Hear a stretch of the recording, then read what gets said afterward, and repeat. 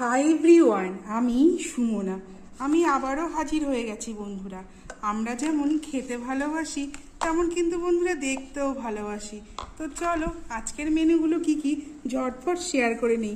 তো বন্ধুরা প্রথমেই তো আমি দেখলে যে নিয়ে নিলাম ভাত আর স্যালাড, তার উপরে দেখো করলা সেদ্ধ, আর নিলাম দেখো এই যে বন্ধুরা আজকে হয়েছে মুড়ি ঘন্ট, আর মুড়ি ঘন্টের সাথে নিয়ে নিলাম এই যে বন্ধুরা আজকে যে লাউ দিয়ে ডাল হয়েছে, তাই লাউয়ের চোচা আলু ভাজা হয়েছে।